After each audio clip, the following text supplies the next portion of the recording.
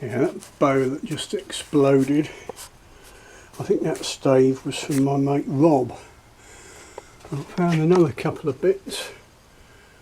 It's from Rob, August the 1st, 2019. That side's a bit thin and flat, do a nice primitive.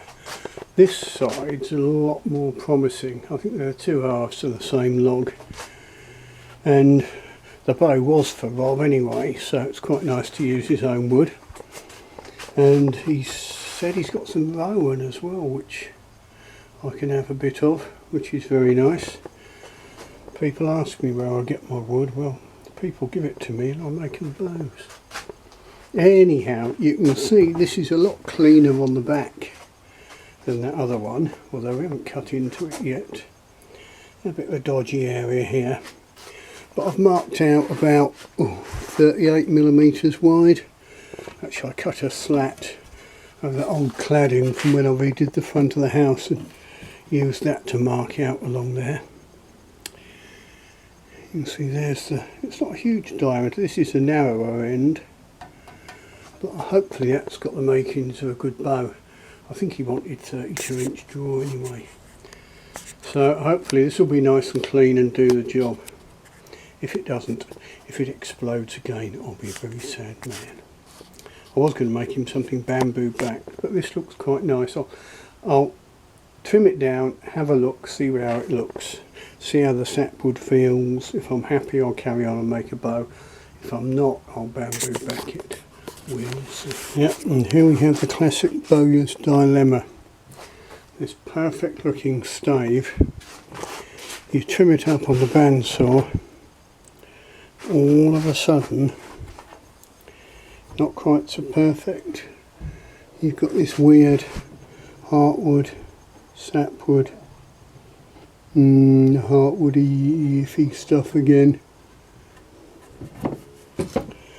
And this side we've got a couple of big knots.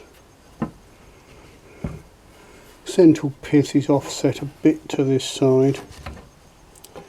I'm thinking, just for the sake of safety, what I might do is rip down it and bamboo back it. Because there comes a point, even I can only put up with so many failures and exploding bows. Right, I'm not cleaning up that belly side, I'm just going along marking with a pencil. I've got my little, one of my fingers here to give me my distance and keep a smooth line, and I'm just working along where I'm going to rough off this sapwood and a bit of heartwood as it happens.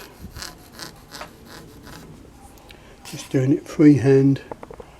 Don't know if you can see that. It gives me a reasonable line. I checked it on the bandsaw. This face here is pretty much follows the direction of the blade. And if I try and get me thickness here, hopefully some of this manky stuff will disappear and I'll end up with a nice clean belly yew wood belly bow blank. Arrange those words into a well-known phrase or saying. Right, that's looking very encouraging. You can see this manky stuff, there's very little of it, and it's near the tip of the bow, so the bow would be a lot narrower. That will disappear, no problem at all.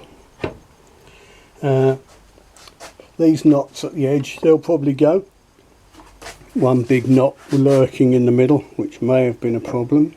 If that's just underneath the bamboo backing, it's not really a problem, as long as it's dig it out and fill it, and that will hopefully be in the neutral plane of the bow.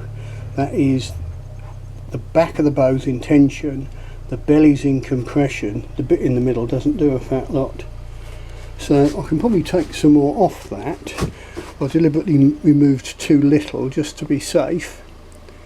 But yeah, that's got the makings of a nice clean belly. So this will be the face with the bamboo on. I've chosen, there's the actual centre. but I've chosen this as the centre because there's more wood there, and I've marked to somewhere near the tip to give a vague taper, but mostly to give me a clean straight line and to lose some of the sapwood and manky bits and bobs. Similarly at this end, just to straighten it out. Now it's given two straight lines that meet in the middle that have actually got a hint of deflex. It would have been nice to have had the tips out this way with a bit of natural reflex, or the bow set back in the grip. But it doesn't matter, of course, because I'm gluing the bamboo back on. I can glue it up on a former that gives it a bit of reflex. So that's my next step. Just saw that out to give me my clean reference face, and then press on from there. Right, got it roughed out to a very rough taper, just based on the maximum thickness and somewhere near ½ inch at the tip. Still got a ton of width. Tiny bit of pith line showing there, so you can see I've sort of maximised use of the wood. A few features on the belly, but nothing worrying. The only big feature, of course, is this knot, which you can see I've dug out down to solid wood.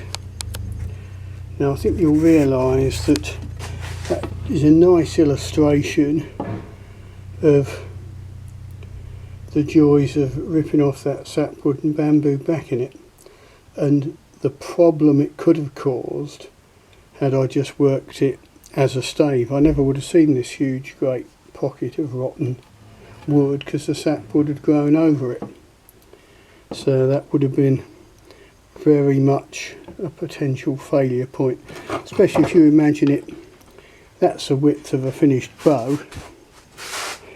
You imagine that pocket of rot in there. I mean, don't bear thinking about really, does it? So I feel happy I've made the right decision to bamboo back it. I've told Rob what I'm doing, and of course now he knows it's bamboo backed, he wants a bit more poundage. Yeah, it was going to be 70. He said, well, anywhere between 70 and 100 will be fine. So I said, well, make your mind up. He said, oh, well, 100. And I said, well, I don't want you hurting yourself. Let's make it 90. So we've agreed 90 plus or minus 5. I'm hoping I've got enough wood there, because if I flex that on the ground, it feels quite soft. But of course, adding the bamboo back makes a big difference. And I can also leave the bamboo maybe a bit thicker than I might have done normally. But at least having exposed this, I can lay out my centre line and mark out the bow a lot more accurately.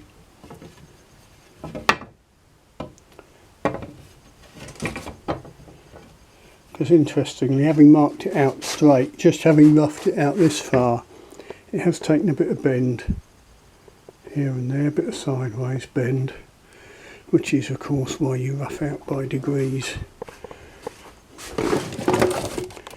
Let's give you an idea what we've got. Yeah, we've got 40mm at the moment, which is sort of a bit big war bow, sort of size. 35mm will be plenty at the grip, and of course down the tips it will be quite a bit slimmer.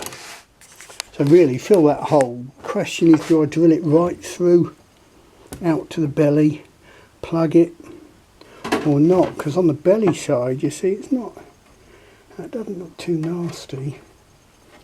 But there again, how much thickness will I reduce? What I don't want to do is sort of plug it and then end up working down, so I'm halfway through the plug and halfway through the knot.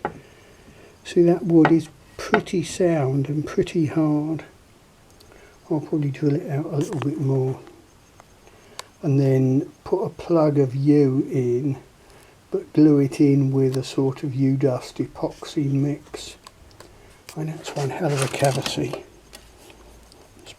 Now, I mean, it's more than, well, it's about 10mm diameter. You know, I don't want to be drilling through the bow with a 10mm bit. Anyhow, that'll do. That's a good starter on this bow. Give you an idea of what we're going to be doing.